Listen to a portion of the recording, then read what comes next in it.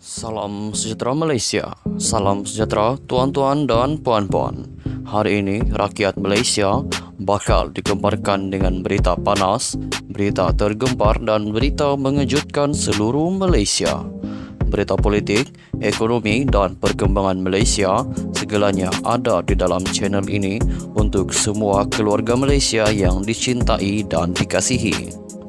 Mari kita menonton video ini. Sebelum itu, sila pertimbangkan untuk tekan butang like, komen, share dan subscribe serta aktifkan lonceng notification supaya anda tidak ketinggalan dengan info-info terkini daripada channel ini. Berita kita akan bermula dalam kiraan 1, 2, 3. Berita bermula sekarang. Hai, halo, salam sejahtera kepada seluruh rakyat Malaysia. Berita hari ini dipetik daripada Malaysia Kini bertajuk Syafiee bebas tuduhan pengubahan wang haram RM9.5 juta ringgit.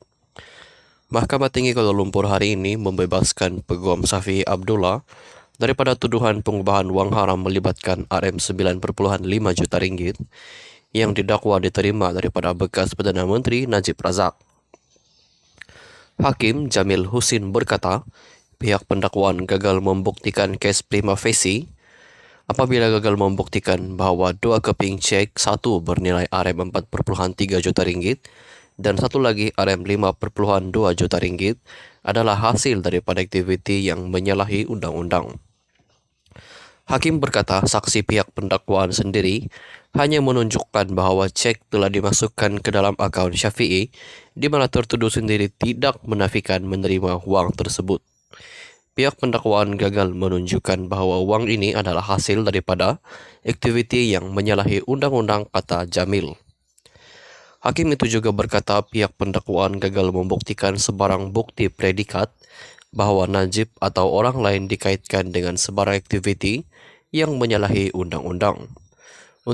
Untuk membuktikan bahawa RM4.3 juta ringgit dan RM5.2 juta ringgit itu adalah hasil daripada aktiviti yang menyalahi undang-undang, pihak pendakwaan mesti membuktikan aktiviti menyalahi undang-undang di mana wang itu diperolehi.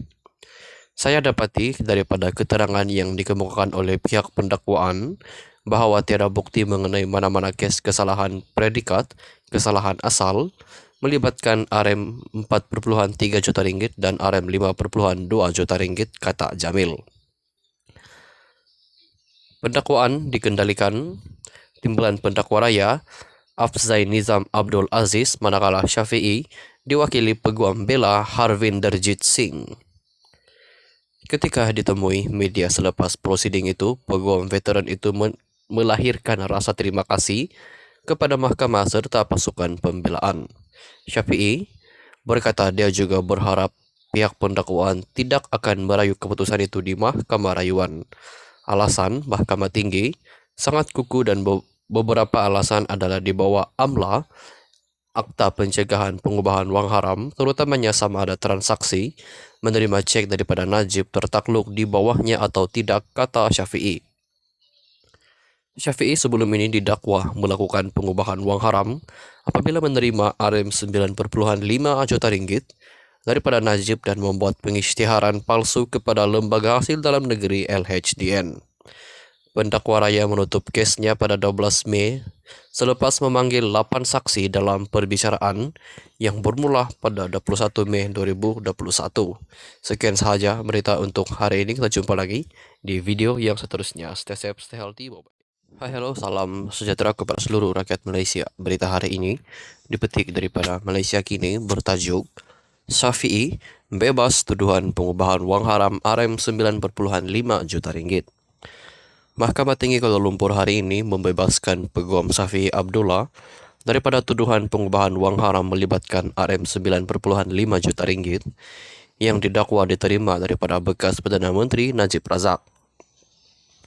Hakim Jamil Husin berkata, pihak pendakwaan gagal membuktikan kes prima facie apabila gagal membuktikan bahawa dua keping cek, satu bernilai RM4.3 juta ringgit dan satu lagi RM5.2 juta ringgit adalah hasil daripada aktiviti yang menyalahi undang-undang.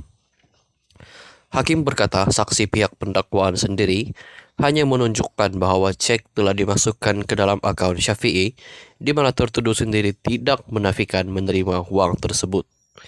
Pihak pendakwaan gagal menunjukkan bahwa uang ini adalah hasil daripada aktiviti yang menyalahi undang-undang, kata Jamil. Hakim itu juga berkata pihak pendakwaan gagal membuktikan sebarang bukti predikat bahwa Najib atau orang lain dikaitkan dengan sebarang aktiviti yang menyalahi undang-undang.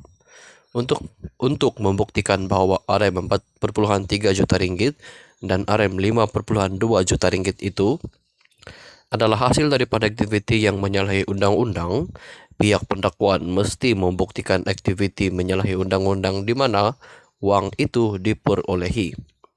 Saya dapati daripada keterangan yang dikemukakan oleh pihak pendakwaan bahwa tiada bukti mengenai mana-mana kes kesalahan predikat, kesalahan asal, melibatkan RM 4,3 juta ringgit dan RM 5,2 juta ringgit, kata Jamil.